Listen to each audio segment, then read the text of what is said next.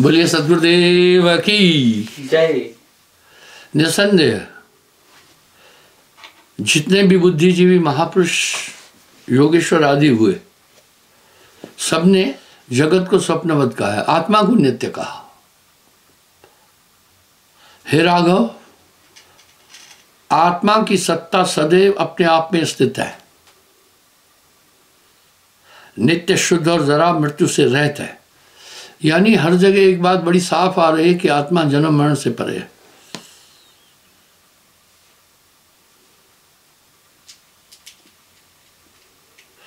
इस आत्मा में सृष्टि जिस तरह होती है रघुनंदन, मैं तुम्हें बताता हूं,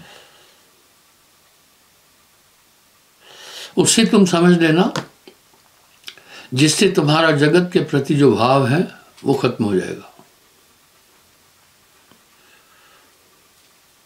और तुम्हें भौतिक सुख दुख कभी विचलित नहीं कर सकेंगे। ब्रह्मानंद स्वरूप जिन जाना, काशी जाए मरे न मरे।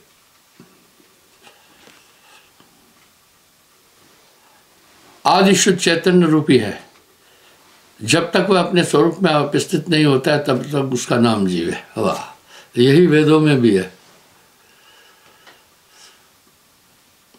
और साहब भी कह रहे हैं, बंद दशा में जीव है, मोक्ष दशा में शिव। कहे कबीर धर्मदास से, यही जीव यही शिव।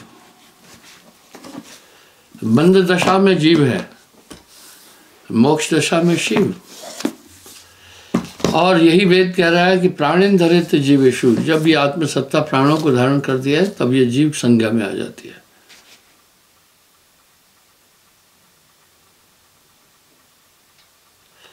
उसी से ये समस्त भौतिक संसार विदित होता है। देखो कैसा है, आप देखते हैं, ये एक स्पीकर है, इसमें एक सिस्टम है, साउंड को गुंजायमान करता है। अतः प्राणों और इंद्रियों के सहयोग से, प्राणों के सहयोग से ही इंद्रियां क्रियान्वित होती है। ठीक वैसे मैं जो विचारों की अभिव्यक्ति कर रहा हूं उसका माध्यम ही तो मुख है, और ये सब पूरा माया और मन का खेल है। तभी साहब कह रहे हैं, संतो तन खोजे मन पाया। तन मन है, तन ही मन है, इंद्रियां मन है। इस जगत में जो कुछ है वो सब शून्य है। वाह, अगर आप वशिष्ठ जी और रामचरितमानस के उत्तर कांड में जाएंगे तो वहां साहब का दर्शन हो जाएगा। शून्य में रचो संसार।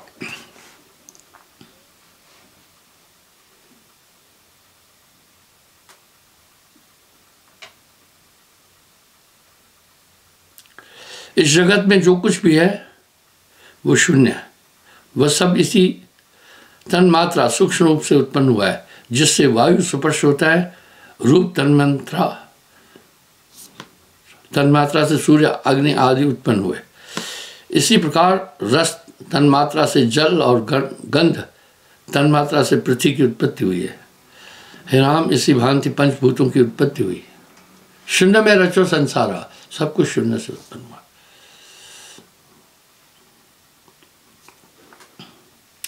इन्हीं पंच भौतिक भूतों के मिश्रण से ही जगत की उत्पत्ति है। आप देखो, संसार है ही पंचभौतिक तत्व और काया भी वही है। संतो तन खोजे मन पाया।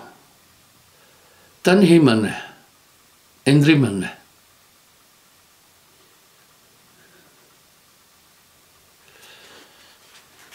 जिस प्रकार एक विशाल वृक्ष की उत्पत्ति नन्हे से बीज से होती है। कल्पना कीजिए, बट वृक्ष बड़ा विशाल है, इसकी उत्पत्ति एक नन्हे से बीज से होती है। इसी प्रकार से इस जगत की उत्पत्ति चिदाणु से हुई, यानी अणु जो छोटा है उसके कई सूक्ष्म रूप से।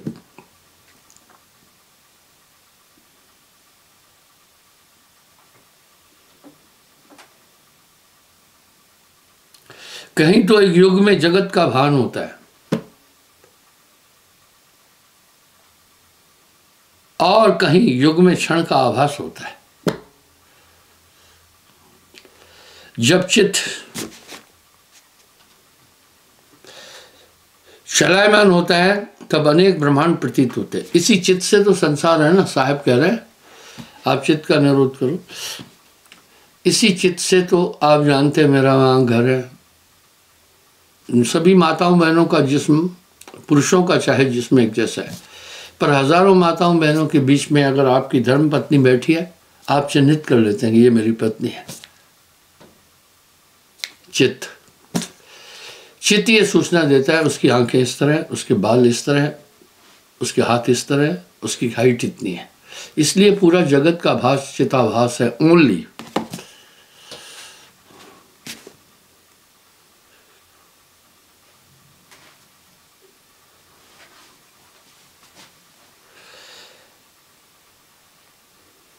जब आत्मा का साक्षात्कार हो जाता तब सारा जगत शून्यमय दिखता, कुछ नहीं होता है। ठीक वैसे ही जगत अज्ञानता के कारण से भाषित हो रहा है, जगत अज्ञान के कारण भाषित हो रहा है। ये बोलने से बड़े बड़े बुद्धिजीवियों का दिमाग चकराएगा। ठीक वैसे स्वप्न अवस्था एक मूर्ख अवस्था नहीं है। स्वप्न के अंदर विविध प्रकार के मनुष्य कर्म करता है, ऐसे कर्म वो जागृत अवस्था में किसी भी कीमत में नहीं कर सकता है। उस मूर्ख अवस्था के कारण से ही वो सब सत्य प्रतीत होता है। इसी प्रकार से जब आत्मा पंचभौतिक तत्व और माया में मिश्रित हो जाती है तो जगत का अस्तित्व सत्य लगता है, वस्तुत सत्य नहीं है। जो सपना पेखड़ा जग रचना तिम जान, इसमें कछ साचो नहीं नानक साची मान। जगत है रैन का सपना। क्या बात बोल रहे हैं वशिष्ठ जी राम जी को।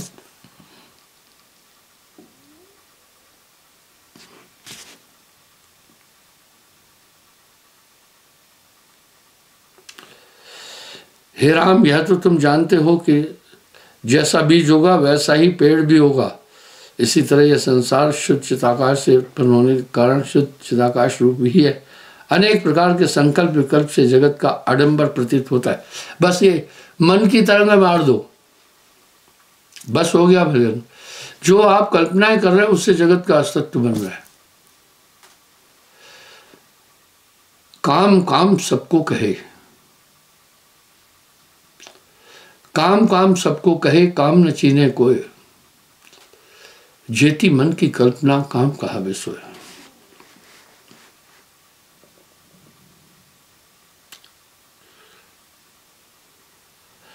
संकल्प का नाश हो जाने पर जगत दृश्य का भी अवश्य नाश हो जाता है।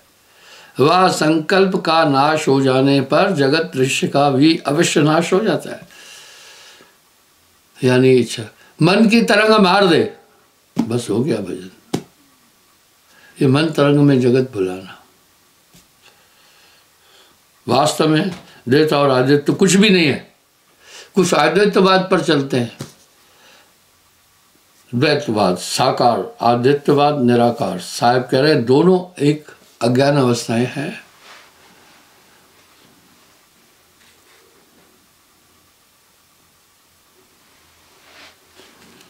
परम सत्ता सदैव अपने आप में स्थित है।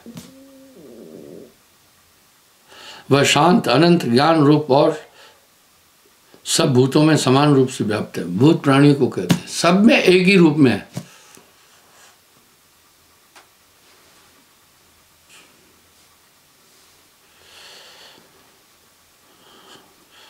उसी से ये दृश्य रूपी जगत उत्पन्न हुआ जो सम और असम रूप दोनों है। अब यह जगत समरूप अर्थात सजातीय रूप और असम अर्थात भेदपूर्ण किया रूप किस लिए है सो ये बताता हूँ। सर्वप्रथम इसमें जीव की उत्पत्ति जिससे शब्द रूप रस गंध स्पर्श उत्पन्न हुए। अब इन्हीं से पृथ्वी, जल, प्रकाश, वायु और आकाश से पंचभूत रूपी वृक्ष निकला। जो तिलमाही तिल है, जो चकमक में आग, तेरा साईं तुझ में है, जाग सके तो जाग।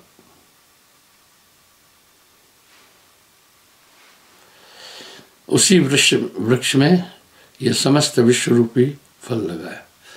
मैंने आपको ध्यान होगा, गेटे का एक वाक्य हमेशा बोला, ये केवल चित्त की कल्पना है। चित्त का निरोध करने के बाद में जो अभिष्ट शुद्ध चेतना बनती है, मन बुद्धि चित्त अहंकार का निरोध करने के बाद जो अभिष्ट चेतना बनती है, वही आत्मा है। और जब इसमें देखिए, समुद्र सर्वत्र शांत है, लहरों के उद्गम के कारण उसमें वेग उत्पन्न होता है और समुद्र का स्वरूप बदल जाता है।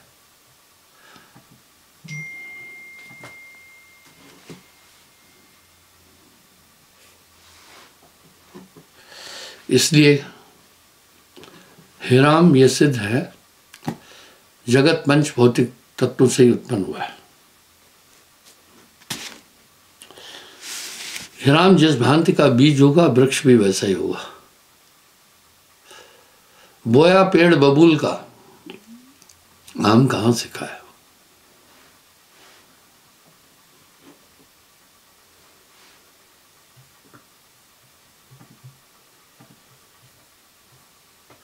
इसलिए ये जितना भी जगत तुम्हें दिखाई देता है, सब चिदाकाश रूप है। वस्तुतः उससे भिन्न द्वैत रूप में कुछ नहीं बना। हे राम, जैसे मैंने तुम्हें ब्रह्माकाश और जीवाकाश कहा, अब मैं तुम्हें उस रहस्य को बताता हूं जिससे तुमको देह की प्राप्ति हुई। शुद्ध जिन मात्रा में मैं हूं के भाव में ही अहम भाव की उत्पत्ति हुई, उसी के द्वारा अपने आप को जीवाणु जानने लगा। इसी से अहम भाव जीव भाव में दृढ़ हुआ हो गया, उसी को अहंकार के नाम से भी जाना जाता। अहंकार ही शरीर है, मैं हूं, सबसे बड़ा ही अज्ञान है। इसलिए नानक देव जी भी कह रहे हैं, तुम मैनू मार मुकाम बन जा। और साहब ने इतना सुंदर शब्द कहा,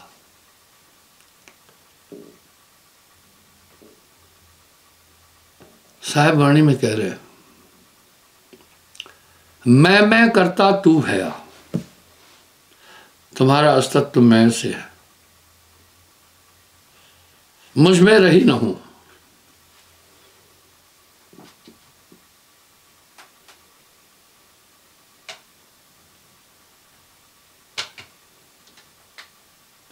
उसी के द्वारा अपने आप को जीवाणु जानने लगा। इसी मैं से फिर अपने को शरीर मानने लगे। ये पूरा खेला अज्ञान में है।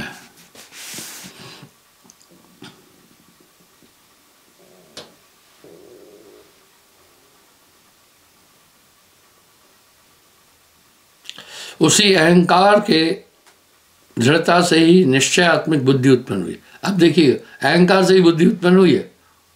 मन बुद्धि चित्त अहंकार, ये सभी मन का रूप है। उससे नाना प्रकार के संकल्पों से युक्त मन की उत्पत्ति हुई। उसके बाद जब मन विश्व की ओर आकृष्ट हुआ तो जीव को सुनने की इच्छा हुई, जिससे कान की उत्पत्ति हुई। जब रूप देखने की इच्छा हुई तब आंखें प्रकट हुई। इसी भांति स्पर्श करने की इच्छा हुई, इच्छा से त्वचा, और स्वाद लेने की इच्छा से जिह्वा प्रकट हुई। हे राम, ये सब इंद्रियां जीव में चैतन्य होने के कारण उत्पन्न हुई है। देह की इंद्रियां बाहर की वस्तु है, फिर भी अहम भाव के कारण जीव अज्ञानवश इन्हें अपनी आत्मा से संबंधित समझता है। वास्तविकता कुछ अलग है। ये कैसा अज्ञान है? मैंने एक शब्द हजारों बार दोहराया, अज्ञान इस संसार की आत्मा है। इस अज्ञान का नाश होने के बाद में अपना शुद्ध स्वरूप दिखता है।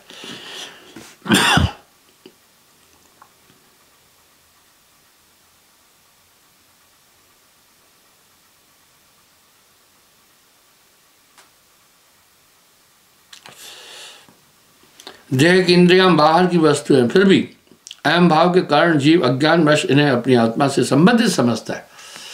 स्वप्न देखने वाला सब चीजों को देखता है, अपने को नहीं देख पाता है। अगर अपने को देख ले तो स्वप्न का अस्तित्व ही खत्म हो जाएगा। निश्चित एक बात है, जब आप स्वप्न देख रहे हैं तो आप इस देही में नहीं हैं, आप एक लिंग शरीर को धारण किए, वो नहीं दिख रहा है उस समय। इसी तरह आदमी इस भौतिक शरीर में सब कुछ देख रहा है, खुद को नहीं देख पा रहा है। पलट वजूद में अजब विश्राम में होए मौजूद तो समझ है, ये सब कुछ देख रहा है, खुद को नहीं देख पा रहा है।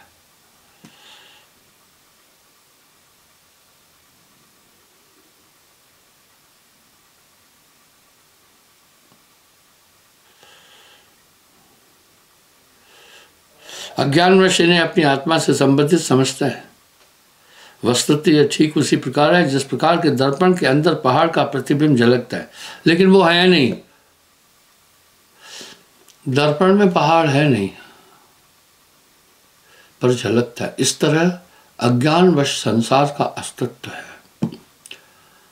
आत्मज्ञान बिना नर भटके क्या मथुरा क्या काशी।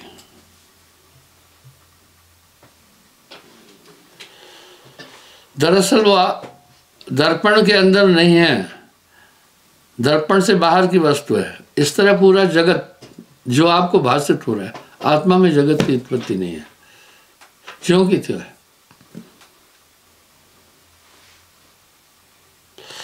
दर्पण पहाड़ के अंदर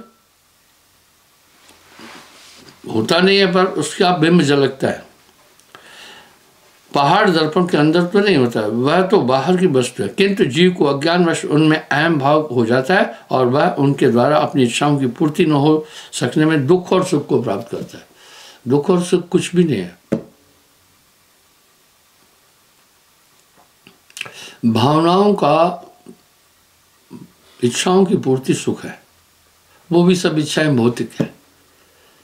इच्छाओं का पूर्ण न होना ही दुख है। सुख दुख जय व्यापे नहीं, सुख दुख जय व्यापे नहीं। लोभ मोह अभिमान कह नानक सुन रे बना, मुक्तता है को जान।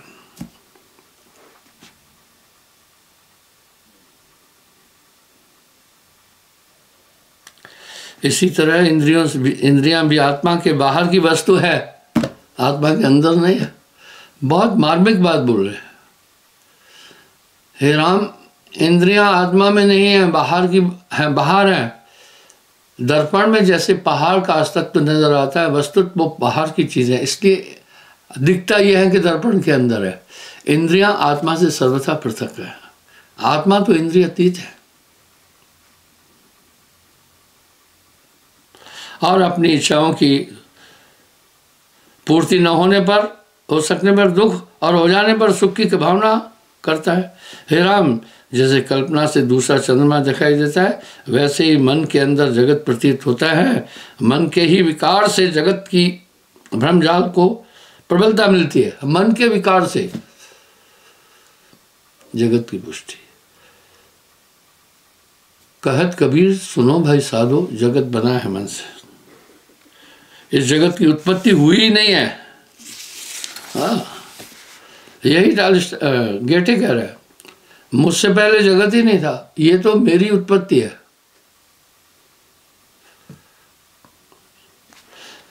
मेरे इस कथन को सत्य समझो। वशिष्ठ जी बोल रहे हैं, हे राम, मेरे इस कथन को सत्य समझो। अस्त ये जगत संकल्प रूप है। जैसे जैसे संकल्प होते गए, वैसे वैसे ही देश काल धन जड़ जंगम इत्यादि का मन की भावना के अनुसार सुफर्ण होता रहता रहा। क्या बात है, मन की तरंग मार दो, बस हो गया भजन।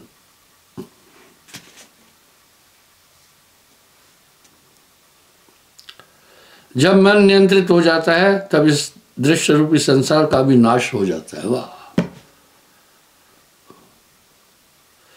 हे रघुनंदन, जिस भांति नट तरह तरह के रंग बिरंगे वस्त्रों को पहनकर अपना वेश बदलता रहता है, उसी प्रकार जगत को भी माया में समझना चाहिए।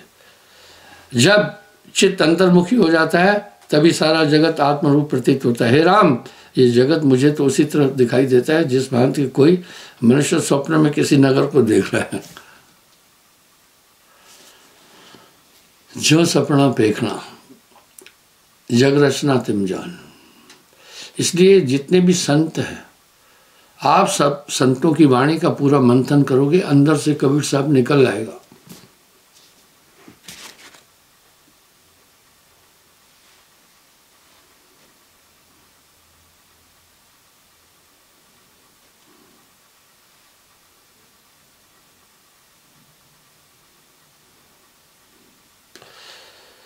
क्योंकि अकारण ही उत्पन्न हुआ तथा जो वस्तु अकारण प्रतीत होती है वह भ्रांति मात्र ही होती है। अस्तु यह जगत जाल सब भ्रम है, जगत है रैन का सपना।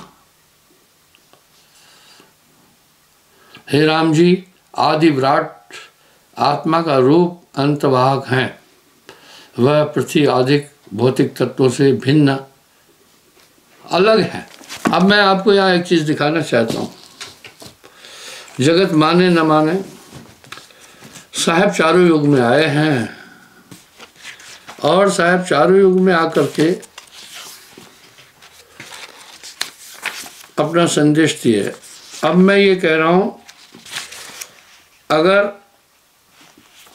आप मंथन करेंगे शास्त्रों का तो अंदर कबीर साहब निकल आएगा। आओ मैं इस आपकी शंका का निराकरण कर रहा हूं और उदाहरण दे रहा हूं। युगन युगन हम यहाँ चल रहा है, कोई कोई हंस हमारा है। देखिए साहब कह रहे, पुन त्रेता युग कहूँ विचारी, 7 हंस त्रेता युग थारी। साहब बोल रहे हैं, मैं 7 लोगों को सतलोक ले गया था और उन्होंने गुरु का काम किया था। त्रेता युग में सिर्फ 7। प्रथम श्रृंग ऋषि समझाए, दूसरा अयोध्या मधुकर आए। पहला श्रृंग ऋषि, दूसरा अयोध्या में मधुकर आए। 3 से शब्द कहो टकसारा, चौथे बोधे लखन कुमारा और लक्ष्मण को बोध दिया था। आप इससे कल्पना करो, मेघनाथ को कोई नहीं मार सकता था, लक्ष्मण ने मारा।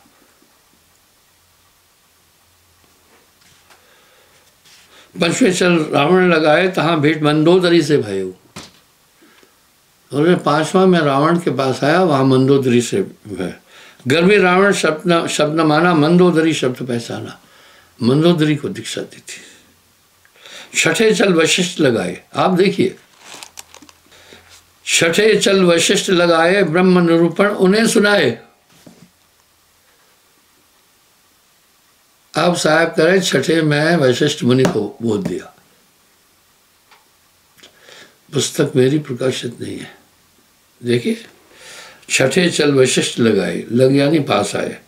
ब्रह्म निरूपण उन्हें सुनाया, उन्हें भी ज्ञान दिया। सरते जंगल में कियो वासा, जहां मिले ऋषि दुर्वासा। 7वां जंगल में ऋषि दुर्वासा मिला। 7 अंश 7 गुरु कीना, परम तत्व उन्हें भल चीना। 7 गुरु त्रेता में भयो, देव उपदेश सो हंस पठे। भैया, दुर्वासा को ऐसे गुरु नहीं किया था वासुदेव कृष्ण ने। राम जी ने वशिष्ठ जी को ऐसे गुरु नहीं किया था। लोग सब ये लीला कहकर पूरा मामला समेट देते हैं। अब यहां साहब कह रहे हैं, का कहूं कुछ कहा न चाहिए। कल पुनः मैं हाजिर हूंगा। धन्यवाद साहेब।